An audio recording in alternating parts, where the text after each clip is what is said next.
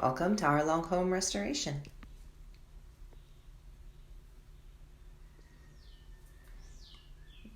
This house is built in about 1976 to 1983, and it sat for 20 years without a whole lot of maintenance done to it.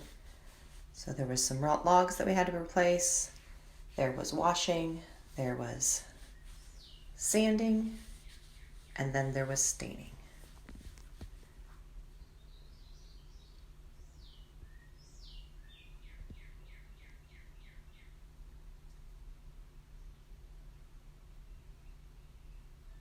And here we'll go through a few of those processes.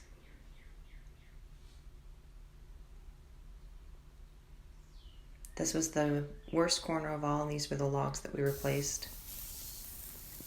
This is the CPR log cleaner that we sprayed on first. It helped to get all the nasties up and out of the wood fibers. And do like a 10-foot section straight up. What do you think? And it would all kind of bubble and churn and work all that dirt out. Then we took the power washer and power washed off the first layer of yuck.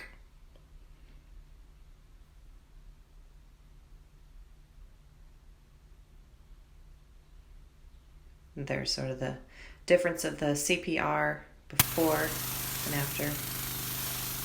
And back to spraying.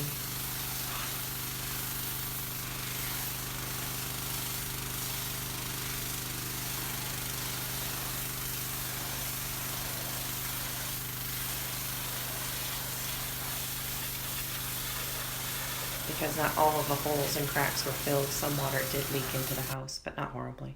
So this is what it looks like after just power washing, which for most people would be fine, and you could stain right over top of it and it would last years and years and years.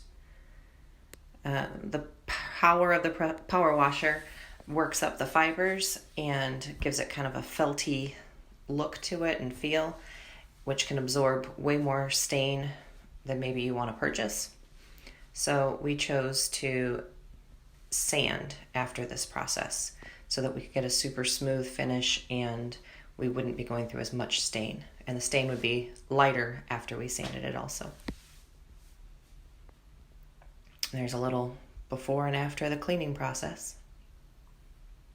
And these are our stain samples that we were trying to figure out what color we want this home to be. And beginning of the sanding. Do not begin sanding in July.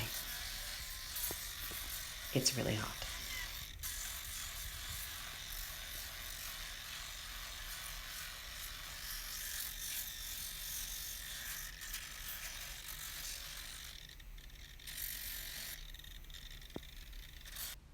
And there's a before and after of the sanding.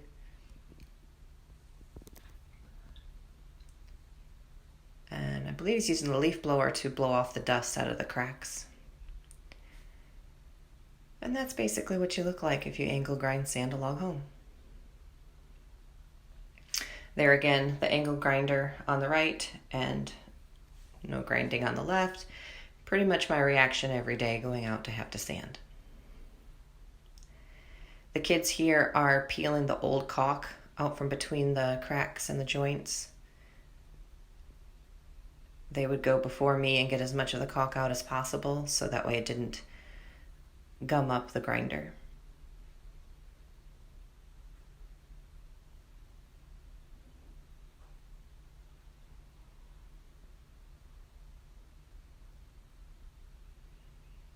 Having these kids be as awesome as they are made this process go so much faster.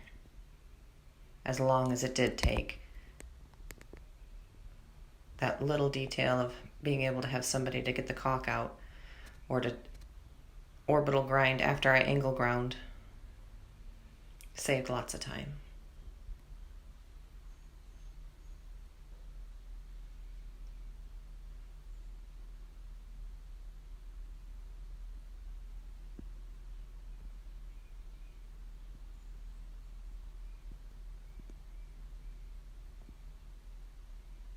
And here we were just tag teaming the angle grinding. We 50 grit angle ground the first layer of wood off, which was anywhere from 1/8 of an inch to 1/4 of an inch in some places because it had weathered so much. And then after the angle grinding was done, we came back with a 80 grit orbital to give it a smoother finish. The orbital also removed some of the angle grinding marks. And then our first night of applying stain. Why would someone apply stain at night? Because the temperature of the wall has to be less than 80. And in July to August, September, even in October, sometimes the only time you could get that done was at night. And there's our first finished wall. There's the thermometer basically that we used to test if our wall could be stained or not. That was in the heat of the sun. That's our south wall. So I think the highest it got was almost 190 one day. And there's our transformations.